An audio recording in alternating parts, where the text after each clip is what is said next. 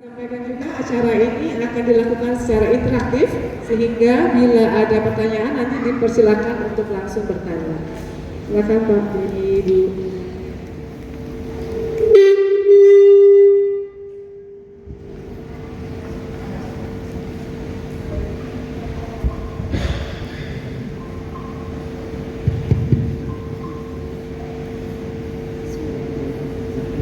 Assalamualaikum warahmatullahi wabarakatuh. Selamat pagi ibu-ibu dan bapak-bapak sekalian yang telah hadir di acara pagi hari ini. Kami di sini pada kesempatan ini akan bersama berbincang-bincang mengenai wasra tenun khususnya dalam daur hidup atau kehidupan dalam kehidupan manusia. Tidak berpanjang lebar lagi, mungkin acara ini akan kami segera mulai. Untuk itu Bapak Beni Gerata yang akan memulai dengan acara ini. Silakan Bu. Terima kasih Bu. Terima kasih kepada semua hadirin yang telah hadir di sini. Jadi topik hari ini adalah tenun dalam daur hidup. Jadi dalam setiap daur hidup biasanya itu wastra selalu hadir. Jadi mungkin bisa selanjutnya.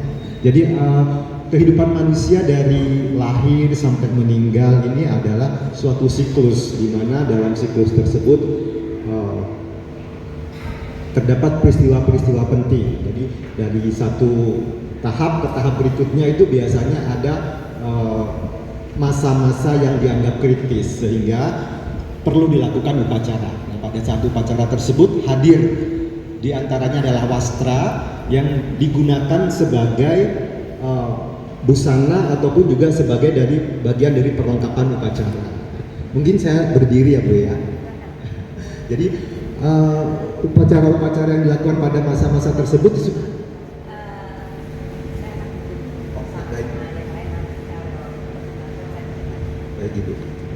Jadi upacara tersebut disebut dengan upacara daur hidup biasanya. Nah, upacara daur hidup ini selanjutnya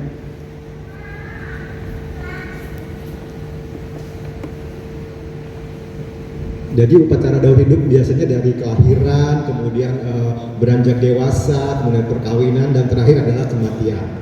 Nah, wastra yang digunakan pada upacara daur hidup ini biasanya wastra yang khusus ya, jadi dibuat dari bahan tertentu, biasanya dia dari kapas yang dipintal tangan, kemudian diberi pewarna dengan menggunakan pewarna dari alam, dan juga biasanya membuatnya disertai dengan doa-doa dengan harapan bahwa yang menggunakan wastra tersebut akan diberi keselamatan dan juga diberi kelancaran selama upacara tersebut berlangsung.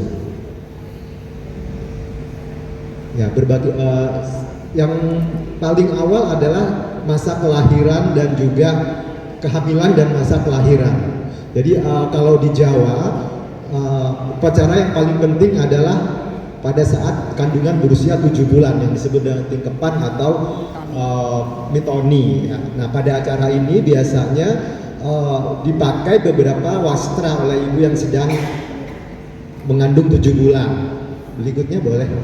Nah, ini dia gambarnya. Jadi ibunya biasanya mengenakan kain dari lurik namanya tumbar pecah. Jadi motifnya itu kecil-kecil. Kemudian dia pakai kemben liwatan, kemudian juga stagen balon tulang. Nah, kenapa menggunakan wastra-wastra ini? Ini ada maknanya. Jadi tumbar pecah itu diharapkan bahwa ibunya melahirkan dengan lancar, seperti semudah memecahkan ketumbar. Jadi kemudian ketumbar itu juga kalau pecah dia wangi. Nah, ini dengan harapan bahwa anak yang lahir itu akan membawa nama harum untuk keluarganya. Kemudian juga dia menggunakan kemben liwatan. Liwatan ini berarti dia akan terlewat dari mara bahaya. Dan juga menggunakan sabuk atau stagen bangun tulang, di mana ini berfungsi untuk menolak bala. Jadi semua wastra digunakan ini fungsinya untuk melindungi si ibu dan si anak agar lahir dengan selamat dan terlindungi dari mara bahaya. Dari Jawa kita pindah ke ujung di Batak ya. Jadi kalau di Batak itu selanjutnya boleh. Nah, di tanah Batak itu pada saat upacara 7 bulanan juga ada namanya Mombusori. Jadi ibu yang mengandung 7 bulan biasanya dari pihak ibu. Jadi kalau di Batak itu selalu yang memberi hadiah adalah dari pihak perempuan, namanya hula-hula. Jadi ibu dan orang tua dari pihak perempuan akan memberikan ulos. Ulosnya namanya mangiring atau bintang maratur kepada calon ibu dan suaminya. Jadi disebut mangulosi ya. Jadi ini yang digambar ini adalah fotonya bintang maratur. Kemudian yang ini adalah mangiring. Kenapa disebut mangiring? Karena motifnya itu berupa anak panah yang saling beriringan. Ya, jadi kalau vertikal begitu dia gambarnya anak panah yang selalu beriringan. Ini maknanya bahwa segala sesuatu yang baik-baik diharapkan datang beriringan dan juga berkelanjutan. Kalau bintang maratur juga maknanya juga sama, bahwa segala sesuatu yang baik itu akan datang secara teratur seperti itu.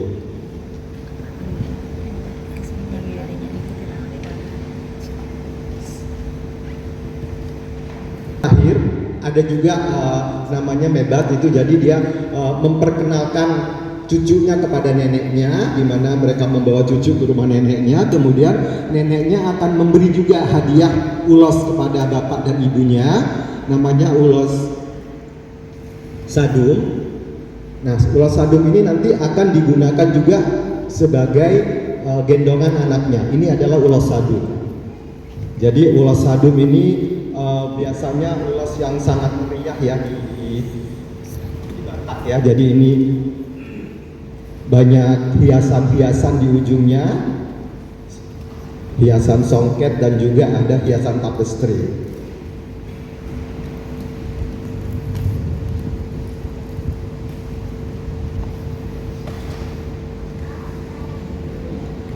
Nah, kemudian selain sadum yang digunakan sebagai gendongan biasanya itu ulos yang masih bentuknya melingkar. Jadi itu kalau kita menenun biasanya kan kalau menggunakan alat tenun yang kontinu gitu bentuknya melingkar. Jadi ada bagian yang tidak dipotong. Kalau kita lihat di situ ada bagian rumbai-rumbainya ada yang tidak dipotong sehingga dia masih berbentuk melingkar. Nah, ini biasanya digunakan sebagai gendongan. Kenapa? Karena dengan filosofinya bagian yang melingkar itu adalah soul dari si bayi itu tetap terjaga. Jadi si bayi itu terlindungi dari mara bahaya, karena kalau zaman dulu itu kadang-kadang takut diambil siapa rohnya seperti itu. Jadi dia supaya si bayi aman di dalam lingkaran tersebut. Kemudian si bayi juga tetap merasa tenang selama digendong. Nah, kalau yang ini adalah ulos lobu-lobu yang dipakai. Kita lanjut lagi.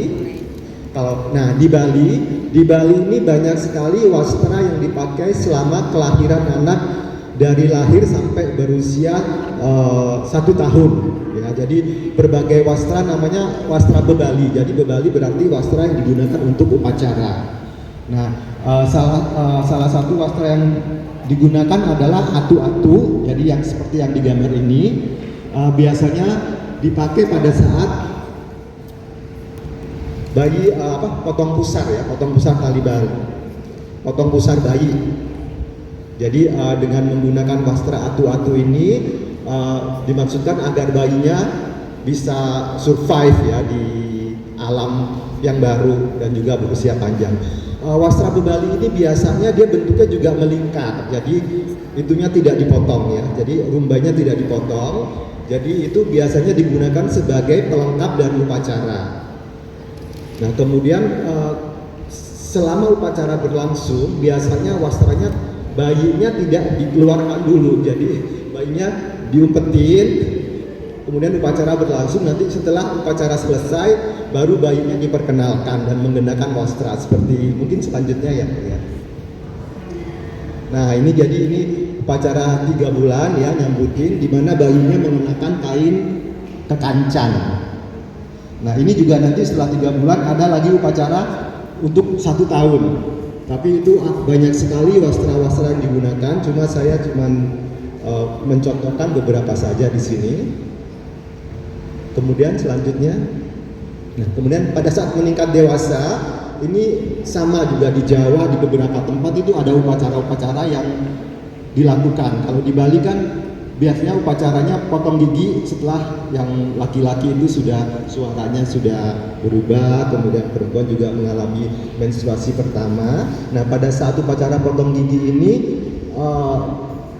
wastra geringsing, yang ini geringsing yang di sini.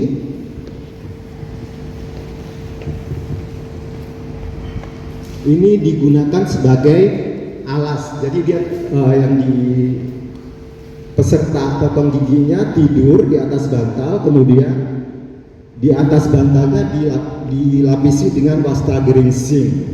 Kemudian yang dipotong giginya tidur di atasnya. Jadi wastra geringsing ini dianggap wastra yang sakral di Bali, sehingga pada saat upacara tersebut dia terhindar dari segala mara bahaya. Ini adalah geringsing lubeng namanya. Jadi geringsing ini macam-macam, ada lebih dari 20 motifnya. Ini cuma salah satu contohnya saja. Dan ini kalau kita melihat keistimewaan dari wastra geringsing ini adalah dibuatnya dengan teknik ikat ganda. Jadi ikat ganda cuma ada dibuat beberapa tempat di dunia, salah satunya di Bali, yang lain itu ada di Jepang, kemudian di India juga. Kemudian peserta yang di upacara yang dipotong gigi itu juga memakai kain ya, namanya selulut, seperti yang digambar yang nomor 2 ya. Jadi dia cuman seperti sarung kotak-kotak seperti itu, tapi warnanya berbeda. Selanjutnya,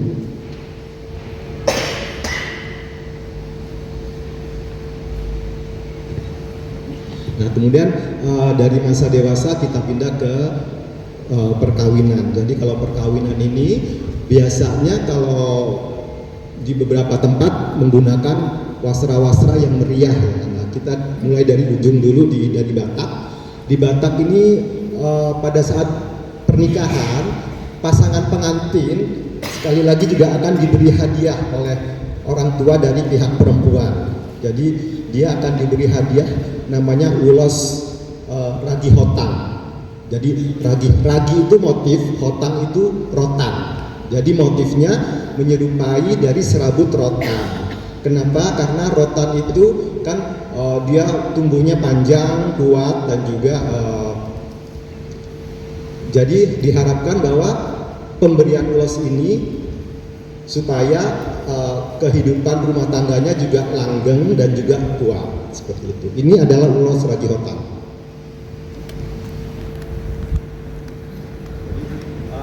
Motifnya itu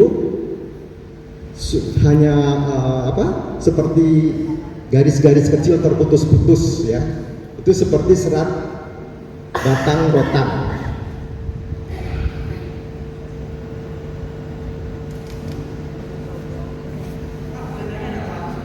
Ya silakan.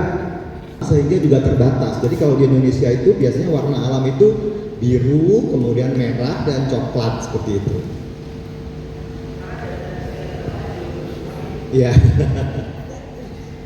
Enggak, saya kan dari tadi saya lihat warnanya gelap-gelap. Kalau biasanya di Sumatera itu saya pernah tahu itu kayak waktu nikahannya di Padang atau di mana Palembang itu kan warnanya terang gitu, merah, biru. Ya betul. Nah itu maksud saya pada memang warnanya cenderung gelap karena warna alam atau memang nggak ada, cuma memang maksud saya tidak masalah soal warna tapi yang penting motif. Ya, jadi biasanya kalau untuk pernikahan memang meriah dulu ya. Ya betul. Nah, untuk yang meriah itu di banyak tempat biasanya meriah, tapi kalau di Batak ini karena dia sebagai hadiah, bukan untuk dipakai oleh pengantinnya. Jadi dia sebagai hadiah untuk sebagai ungkapan dari rasa sayang dari orang tuanya kepada anaknya. Tadi kita baru sampai ke ulos ragi hotang ya Bu ya. Nanti ada juga yang meriah kok Bu. Jadi nggak semuanya gelap. Nah jadi kalau tadi ada pengantinnya diberi hadiah ulos ragi hotang, kemudian orang tua dari pihak pengantin laki-laki juga diberi hadiah oleh orang tua dari pihak perempuan, namanya itu ulos ini namanya ulos ragidub atau pinunsaan.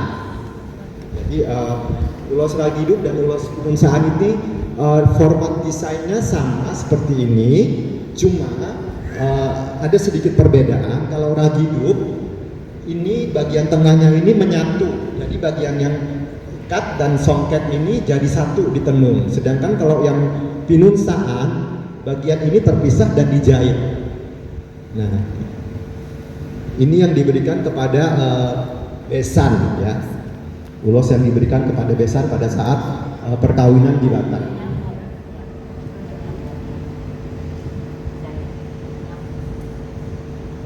Kemudian dari Batak kita pindah turun lagi ke Palembang. Nah ini juga Bu, kalau yang di Palembang dan Sumatera Barat itu biasanya lebih cerah ya, warnanya lebih ceria, warnanya merah, kemudian penuh dengan benang emas ya, karena ini adalah masa-masa yang bahagia sehingga mereka menggunakan wastra yang paling mewah biasanya. Nah kalau di Palembang itu biasanya wastra yang penuh dengan benang emas ini digunakan sebagai bagian dari busana pengantinnya ya. Jadi kalau di Palembang, kalau songket yang penuh dengan benang emas itu disebut lepus. Nah lepus ini juga diberikan sebagai hadiah dari pihak suami kepada istrinya. Nah, kalau di Sumatera Barat juga seperti itu. Jadi di Sumatera Barat songket yang penuh ini disebut dengan balapak. Jadi semuanya dipenuhi dengan benang emas. Ini wastra yang dianggap mewah dan dipakai pada kesempatan-kesempatan seperti perkawinan seperti ini. Di Bali juga begitu. Jadi biasanya kalau ada perkawinan di Bali itu pakainya songket. Jadi selalu yang meriah ya yang dipakai pada acara perkawinan. Dan di banyak tempat seperti itu. Nah kemudian di Lampung juga pada saat pernikahan ini ada satu wastra yang sangat istimewa di Lampung, namanya pelepai. Jadi dia ukurannya sangat panjang.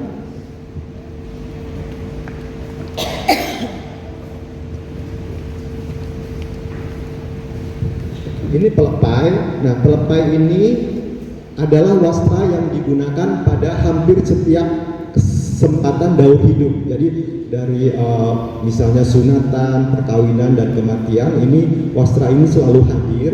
Jadi dia digantung di ruang upacara. Jadi biasanya orang yang diupacarai ada di bagian depannya. Jadi misalnya pada saat acara perkawinan, wastra ini digantung di bagian belakangnya, kemudian perkawinannya di depan. Demikian juga pada saat sunatan atau kematian. Ini adalah wastra yang hanya dimiliki oleh kaum bangsawan Taminggir di Lampung. Jadi ukurannya besar. Jadi penggunaan wastra ini biasanya sebagai mengharap kehadiran dari nenek moyang. Jadi dengan adanya hastra ini mereka minta izin atau kepada nenek moyang bahwa supaya upacaranya mendapat restu seperti itu. Nah ini terbuat dari kapas pintal tangan, pakai pewarna alam, kemudian tekniknya songket. Nah kalau kita lihat di sini,